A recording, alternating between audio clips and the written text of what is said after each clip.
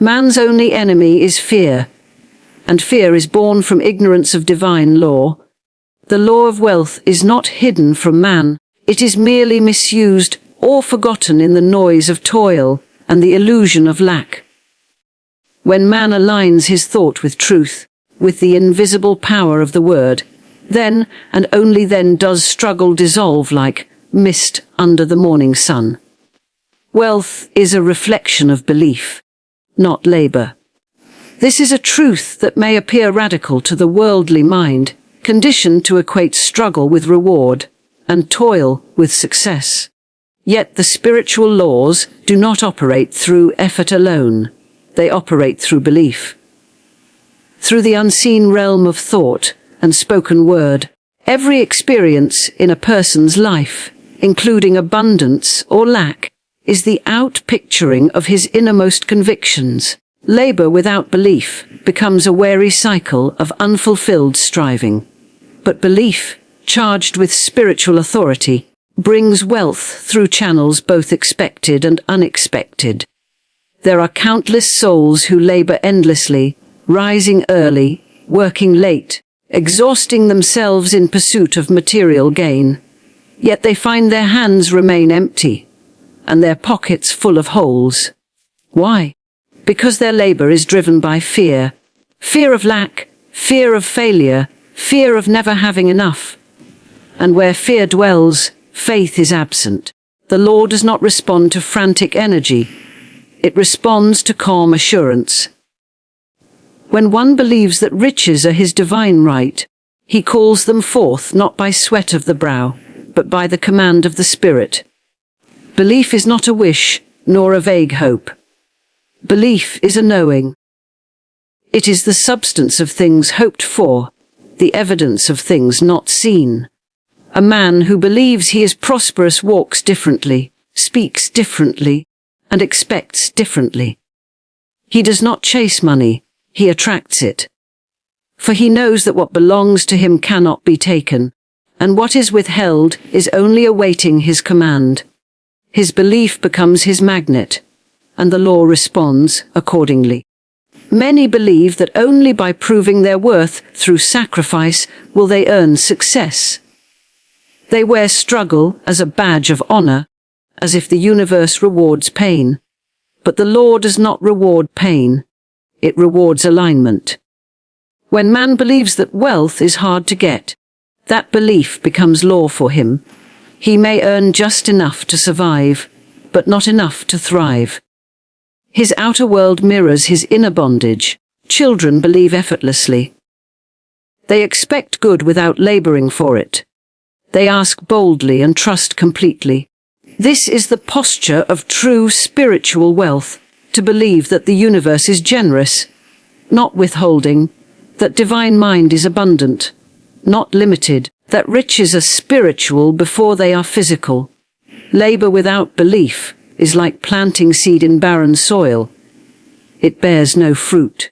A man may work all his life and gain little, while another may speak one word in faith and receive a fortune. The difference lies not in action, but in consciousness. Belief draws to itself the thing it claims. It does not beg, it does not plead. It declares. And that declaration, rooted in truth, is backed by the full force of the unseen. There is no power in the world stronger than belief aligned with divine law. A shift in belief begins with the word. When man speaks of prosperity as already his, he begins to rewire the subconscious mind. The subconscious, being without judgment, accepts whatever it is told. If it hears daily, "I am always provided for," it begins to draw circumstances that affirm that truth. But if it hears, "I never have enough," or "I must work hard for every penny," then that belief becomes the blueprint of experience. Wealth begins in the mind. It is shaped in thought and brought forth through belief. The law is impersonal. It plays no favorites. It gives to each according to his belief. The one who sees himself as poor, regardless of his income, will remain poor in consciousness. The one who sees himself as prosperous, even in a season of lack, is already rich in spirit, and spirit precedes matter. The outer must obey the inner. As within, so without. Fear blocks supply. Faith unlocks it. This is a spiritual truth woven into the fabric of every successful demonstration of abundance. Wherever fear resides, the channel of supply is obstructed. Fear is a magnet for delay, loss, and limitation. It builds invisible walls around blessings that are otherwise ready to manifest. Faith, on the other hand, is the divine solvent. It dissolves resistance, clears the pathway, and commands the flow of substance from the invisible into the visible. Fear whispers false stories. It says, "There is not enough. You won't succeed. You must hold on tightly. Things are getting worse." These words, whether spoken aloud or repeated silently in the chambers of the mind, become powerful spells. The subconscious mind records them like instructions and begins to create according to their message. The outer world becomes a reflection of the inner panic. Bills multiply. Income slows. Opportunities disappear. The man who fears poverty invites it through the door and wonders why it stays. Faith, however, sings a different song. Faith declares, "All is well. There is more than enough. My supply is secure. The universe always provides." Faith is not merely belief. It is the knowing beyond appearances. It sees the bank account and does not flinch. It hears the noise of the world but remains unmoved. It stands firm in the knowledge that the law is always working, that the source is never empty, and that nothing is withheld except by one's own doubt. The vibration of fear is heavy and repelling. It pushes good away and invites more fear to take root. It creates a loop of lack that feeds upon itself. The more one fears, the more lack appears, and the more lack appears, the deeper the fear grows. This is why so many work hard, yet remain trapped in the same conditions year after year. They plant the seeds of worry, and so they harvest more things to worry about. Faith is light and magnetic. It draws all things unto itself. It does not chase, it attracts. It does not plead, it expects. Faith acts as if the blessing has already arrived, and in doing so, opens the floodgates. It is not shaken by delay, because it knows that delay is not denial. It is only preparation. Faith does not demand proof before it believes. It believes, and then proof appears. The moment man chooses faith over fear, the energy shifts. Doors open. People appear. Circumstances align. It is not because the world suddenly changes, but because his inner frequency now matches the abundance that has always been waiting. Fear kept it at bay, faith calls it forth. The law cannot operate in a mind clouded with fear. It requires a clear, confident command. The one who speaks in fear receives according to fear. The one who declares in faith receives according to faith. If a man says, "I hope I can pay my bills," he has already sound out. But if he says, "All my needs are met now through divine substance," he has invoked the law with power and certainty. Even a mustard seed of true faith can move mountains of lack. It need not be loud or dramatic. It only needs to be pure and unwavering. Faith is the still, small voice that knows. It is the quiet assurance that the invisible is more real than the visible. It is the firm conviction that no matter what the eyes see, what the ears hear, or what the world proclaims, supply is already on its way. Fear cannot dwell where faith is established. One must choose daily, moment by moment, which voice to listen to. The voice of lack or the voice of divine provision. The law is precise. It mirrors the dominant vibration. If faith becomes the melody of your soul, then abundance will be its harmony. Words are creative power. Use them wisely. Every word spoken is a decree. It goes forth into the unseen, takes shape, and returns as experience. The spoken word is not idle or empty. It carries the vibration of belief and sets the law into motion. What one repeatedly affirms, whether consciously or unconsciously, becomes the structure upon which their life is built. Words build. Words destroy. Words heal. Words wound. They are tools of construction or destruction. And the choice lies in the mouth of the speaker. The subconscious mind receives words as commands. It does not reason. It does not argue. It does not reject. It accepts. A man who constantly says, "I can't afford it," instructs his subconscious to block prosperity. A woman who often declares, "Money doesn't come easily," engraves that pattern into her life. Their outer world obeys these internal orders without fail. They do not realize they are cursing themselves with their own lips. The spiritual law of the word is absolute. In the beginning was the Word, and the Word was power. Creation began with sound. And so it continues. Man, made in the image of the Creator, also creates by the word. The vibration of sound moves unseen forces. To speak is to shape. Every affirmation is a blueprint. Every complaint is a design. The law does not differentiate between the joyful word and the word of despair. It simply fulfills what is spoken with conviction. To use words wisely, one must first become aware of them. The casual statements, the habitual phrases, the offhand remarks. They are not meaningless. They are seeds, and every seed, once planted, must produce after its kind. I never have enough.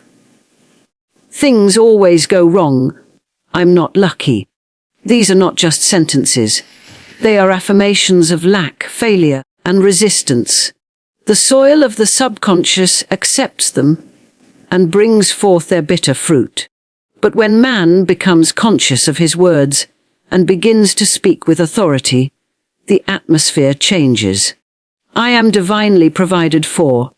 Money flows to me in expected and unexpected ways.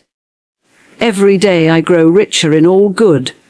These words, when spoken with faith, begin to rewire the inner pattern. The vibration shifts, the law responds, and the outer experience begins to match the new inner decree. It is not enough to speak once. Words must be repeated, impressed, and emotionally charged. The subconscious responds not only to repetition, but to feeling. A cold affirmation carries little power, but a word spoken with deep belief becomes alive. It is clothed in energy, and it must produce after its nature. Just as a seed planted in rich soil with sunlight and water bursts forth into life, so too does a word planted in faith bring about demonstration. There is a spiritual responsibility in speech. One must guard the tongue as a sacred tool.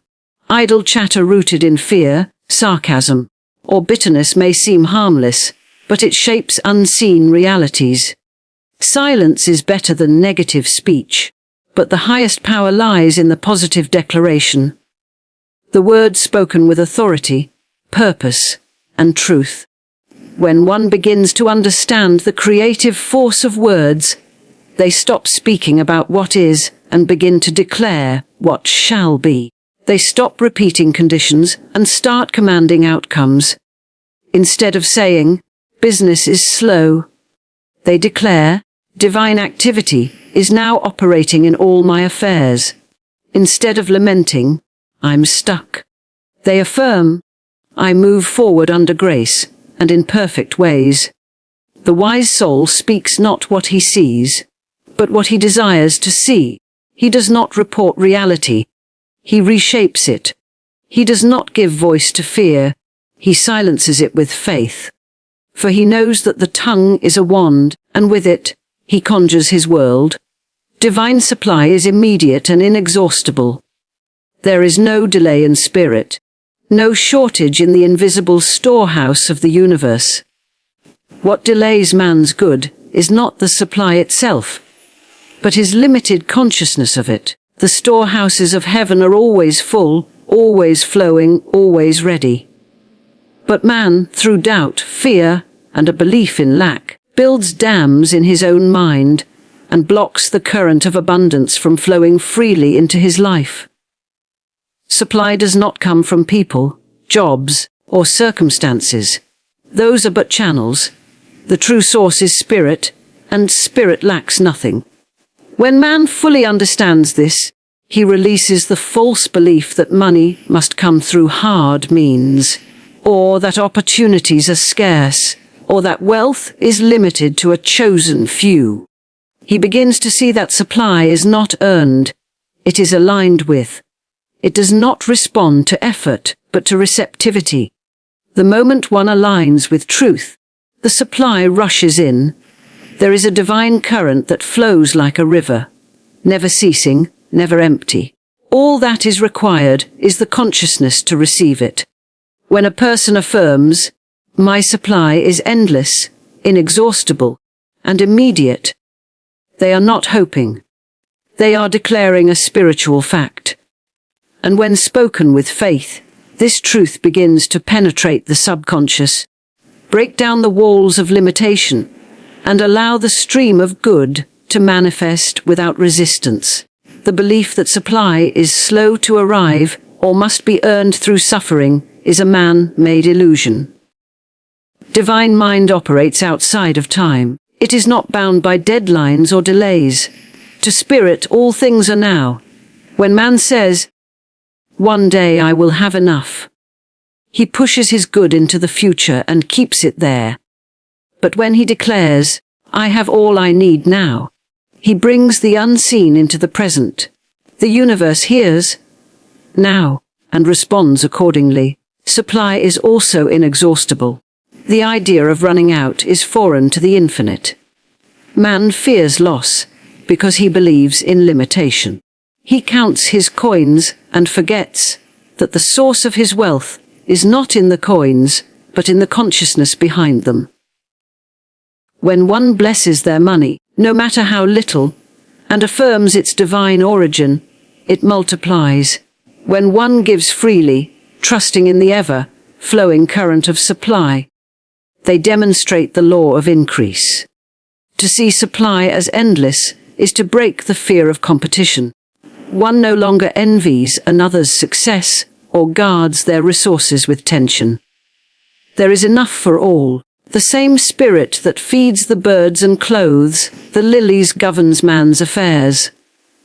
One does not need to push others aside to receive their portion. The law is just. Each receives according to their own recognition of the source. Man often lives in the illusion of drought, because he draws from the wrong well. He draws from fear, from effort, from outer sources, and when those run dry, he believes supply has ceased. But those were only shadows of the true substance. When he returns to the well of spirit and draws with the bucket of faith, he finds that the flow never ends. Every need is met before it arises. Every desire is already fulfilled in the invisible. There is no virtue in lack. Lack is the result of misaligned thought, not divine will. Spirit desires expansion, circulation, and growth.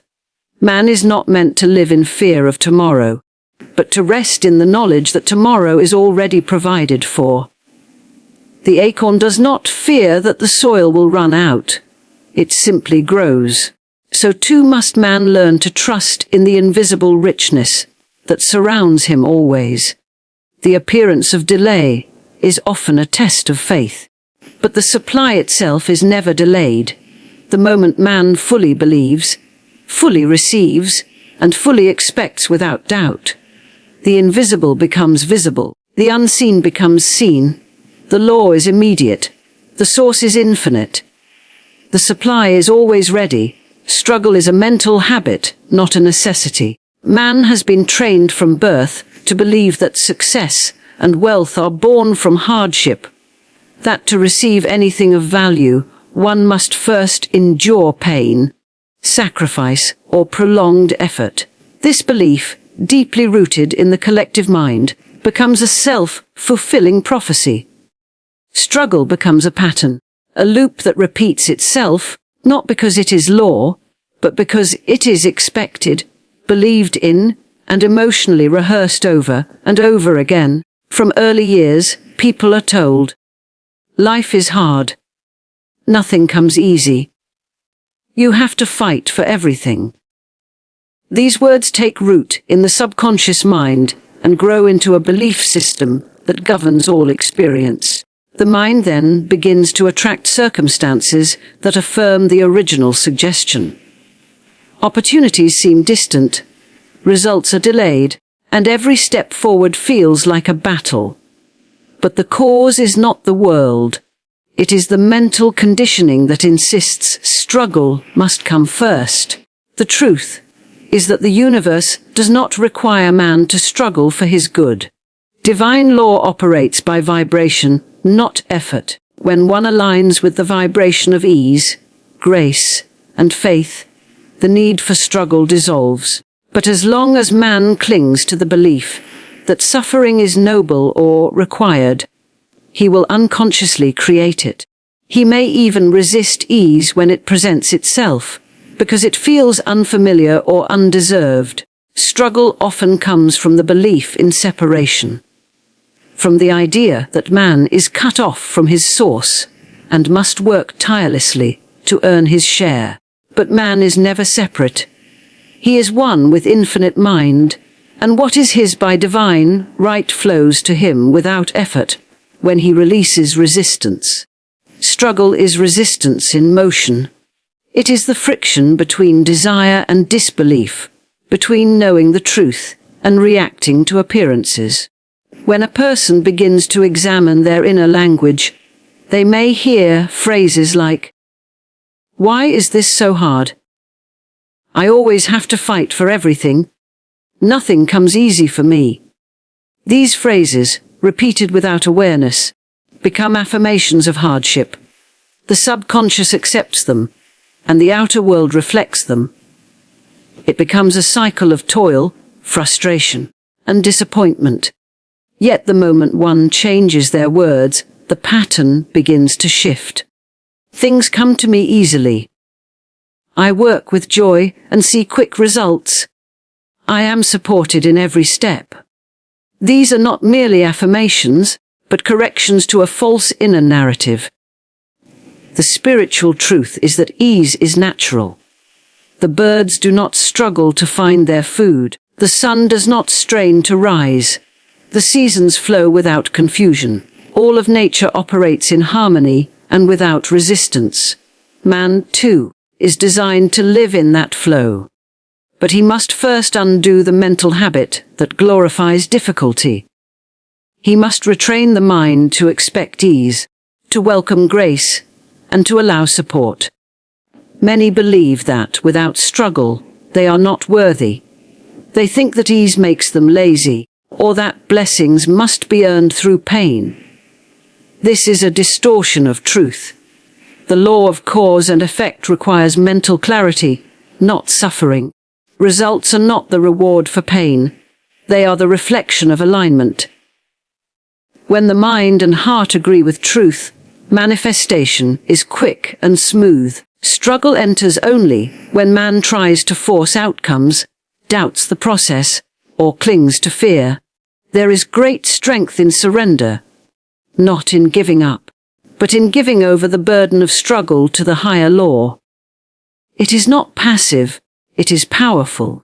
It is choosing to believe that everything can unfold in divine order without pain. It is choosing to replace the habit of hardship with the habit of trust.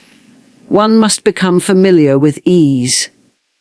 One must rehearse it in thought, speak it in words, and expect it in life. When ease is practiced as faithfully as struggle once was, a new pattern begins to form. The outer life softens, the path clears, the tension lifts, the habit breaks.